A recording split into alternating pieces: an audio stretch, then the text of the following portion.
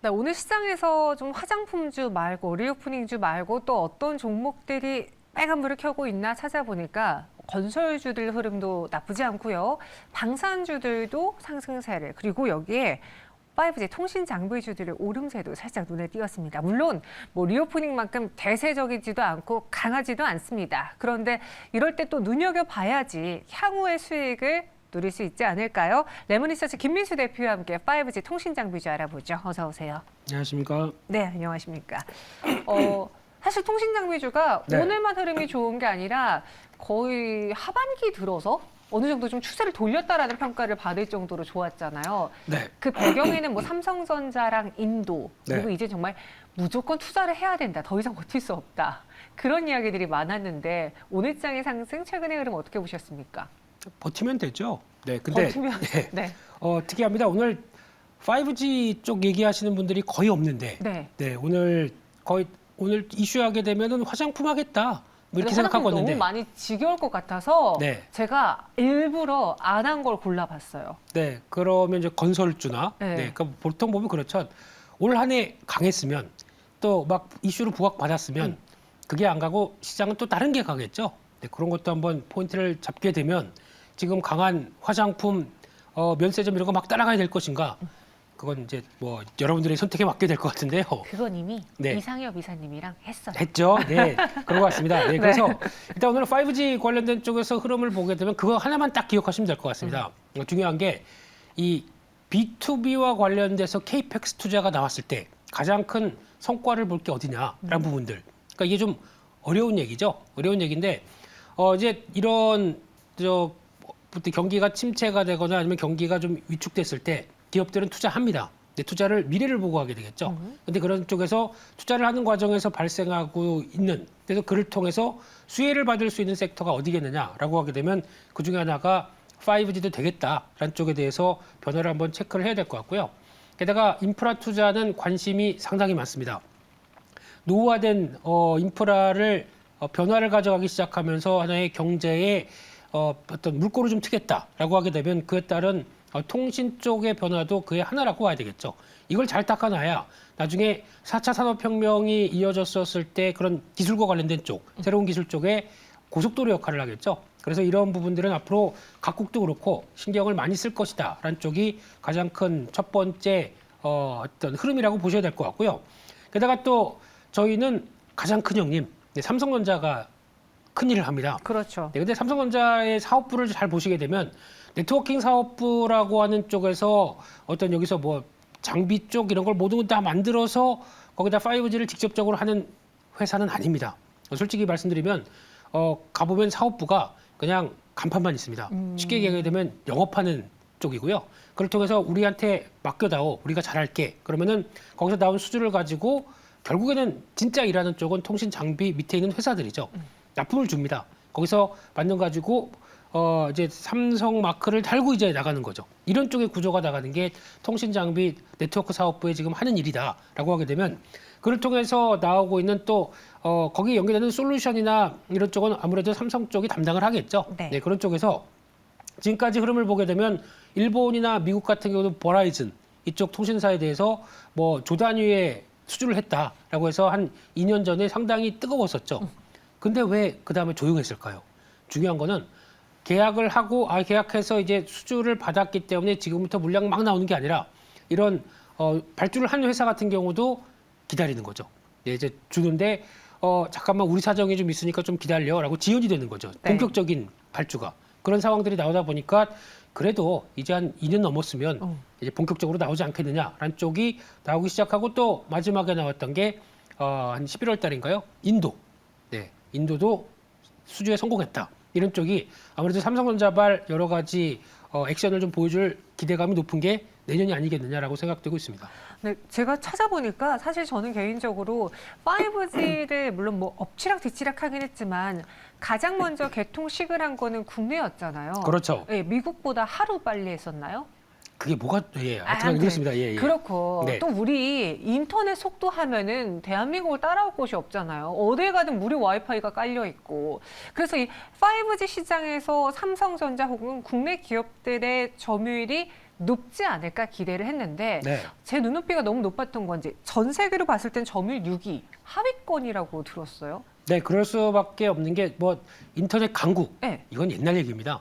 이제 많이 뒤쳐졌습니다. 아. 네, 그래서 인터넷 스피드 같은 경우도 지금 조사로 이제 말씀하신 것처럼 한국이 과거에는 좁은 땅을 통해서 뭔가 이렇게 변화가 가는 이런 쪽으로 나왔는데 이쪽도 많이 위축됐고 지금은 유선보다 무선 데이터 쪽에 대한 관심이 상당히 높죠. 그래서 그에 따라서 변화를 이끌어 가겠다라고 하는데 지금 화면에 나오는 거를 보시게 되면은 그래 우리 그래도 통신의 강국이다라고 하는데 글로벌 5G 쪽으로 들어갈 때 장비 시장에는 점유율이 삼성전자 저 밑에 있네요. 네. 네, 한 6위 이 정도로 나와 있는데 수치도 보게 되면 3%, 3.1%. 네, 3%는 아니고 3.1%. 화웨이는 왜 이렇게 많아요?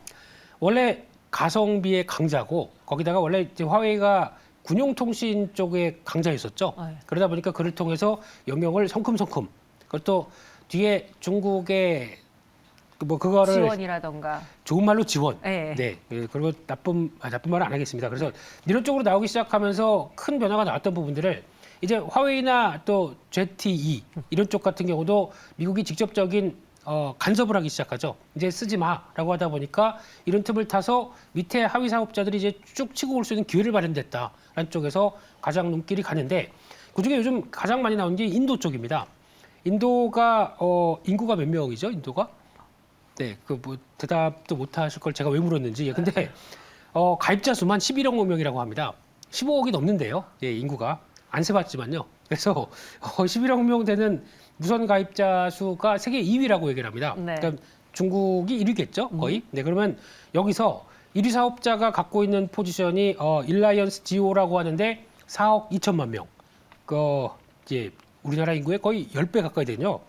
인구 가입자 수만. 네. 네, 그리고 또 거기다가 인도가 인도 쪽에 이제 2위 쪽이 바르티 에어텔이라고 하는 쪽이 3억 2천만 명.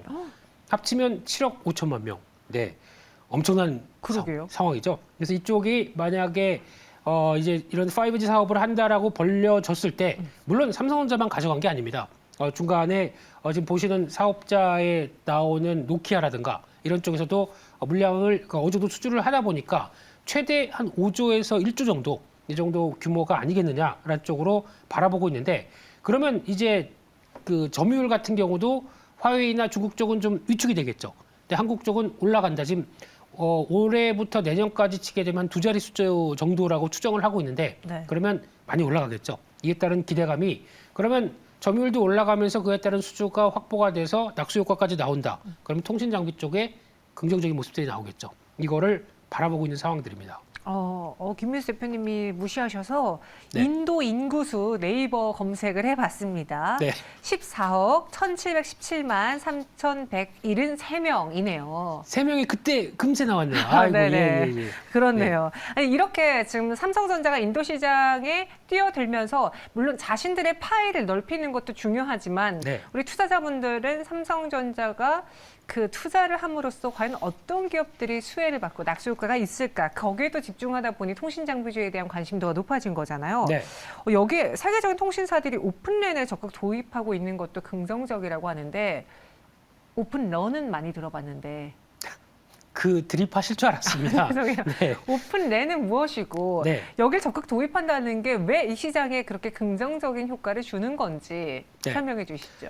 요거 되게 중요합니다. 네, 앞으로 내년 같은 경우 들으실 일이 얘기 많아지나요? 중에 하나입니다. 보통 5G에서 6G로 넘어가면서 뭐 또 새로운 변화가 나온다, 통신 쪽에서 변화가 나온다고 하는데 제가 보기에는 이 오픈랜이라고 하는 쪽의 변화가 먼저 나오면서 어떤 흐름들을 끌어가지 않을까 생각되고 있는데 네. 이번 같은 경우도 좀 아쉬운 게 아쉽다기보다 화가 나는 거죠. 네, 통신사들은 5G 한다. 그리고 고주파 쪽인 28GHz 손도 안 대고 그냥 취소 당했습니다.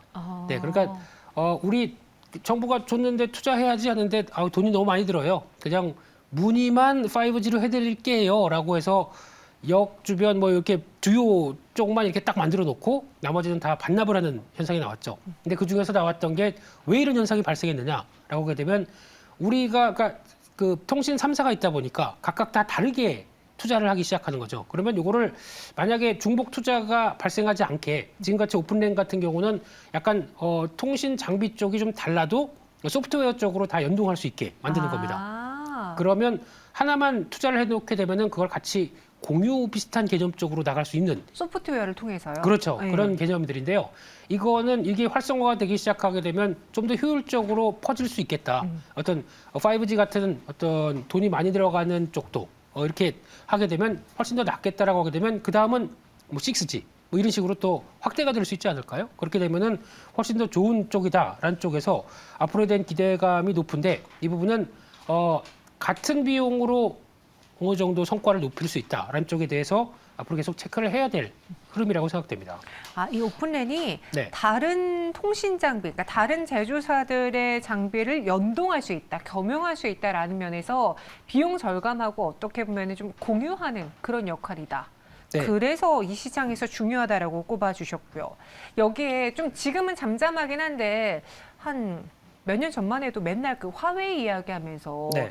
중국 때리기, 뭐 미국이 또 이번에 화웨이 누구를 지금 뭐 압수수색한다, 뭐 어디를 뭐 가두려고 한다, 막 그런 이야기들 많았잖아요. 그렇죠. 지금도 여전히 화웨이 때리기는 진행 중에 있는 건지, 실제로 그것을 함으로써 국내 기업들이 뭔가 대신 수익을 얻었다던가 반사익을 얻었다라는 게 있었는지요?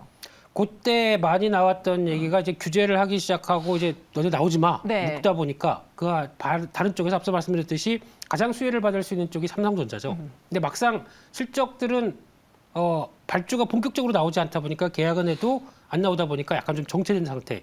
이게 지금의 현상인데 그래도 기대는 더 할 수 있겠죠. 그러다 보니까 이제 그 바운더리 안에서 중국 쪽만 바라보겠다라고 했는데 또 하나 의외의 또 사건이 벌어졌죠. 이번에 중국의 시진핑 주석이 사우디아라비아까지 날아가서 네. 우리 살마니 형님 보면서 또 계약을 맺었던 게 약 총 32조 정도 되는 금액 쪽에서 그중에 하나가 이 통신 쪽이었었죠.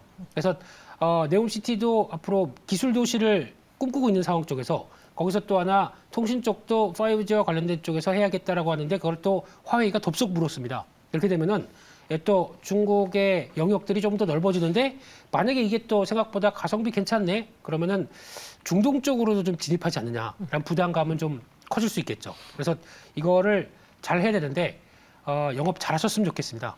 네. 네, 저희 시청자분들은요, 사실 지금 5G를 실제로 쓰는 소비자 입장에서 불만이 있는 건지 아니면 내가 투자를 해봤다가 물려서 불만이 있는 건지 모르겠지만 네. 분위기가 5G에 있어서 우호적이진 않으세요. 그리고 대다수의 분들이 5G 요금제랑 LTE를 비교하시는데 LTE랑 5G랑 속도 차이에 있어서 큰 차이를 모르겠다.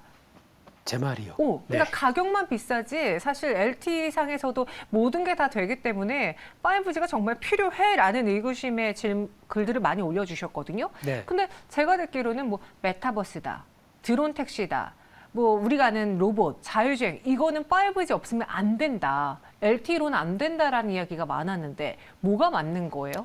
그게 속도와 네. 데이터 처리량 때문에 그렇습니다. 네, 그걸 가지고 그럼 만약에 LTE급으로 받는다고 하는데 저희가 예전에 얘기했듯이 뭐 따라올 수 있으면 따라와봐 뭐 이런 광고 캐치프레이즈가 있었죠. 네. 못 따라갑니다. 아. 왜냐하면은 이쪽은 자율주행 같은 경우도 실시간으로 데이터를 다 받고 그에 따라서 판단을 해서 이게 가는지 서든지까지 다 확인해야 되는데 네. LTE 쪽으로 나오게 되면 줬다 받았다 하는 게 속도가 늦다 보면 벌써 사고 나고 버리겠죠. 그러니까 우리가 생각하는 통신 속도와는 차이가 다른 속도의 그렇죠. 영역인 거네요. 네, 그러니까 이런 거 같은 경우도 당연히 필요한 쪽인데 그래서 이제 통신사들이 다 하기로 기대를 했었는데 안 하지 않습니까? 왜냐하면 비용이 많이 들기 때문에. 그러면서 5G 요금제 먼저 내놨습니다. 그리고 그걸 가지고 수취하고 있고 얼마나 답답합니까? 소비자 입장 쪽에서. 그렇죠. 네, 그래서 그래놓고 이제 감가상각 벌써 시키고 있어요. 그리고 통신사 수익 많이 나니까 우리 좀 예쁘게 봐주세요. 뭐 이렇게 하고 있는데 네. 봐줄 수 있겠습니까? 제가 왜 이렇게 울컥하죠? 네. 아니, 이게 네. 소비자들은 이미 그 요금제를 다 내고 있는데 네.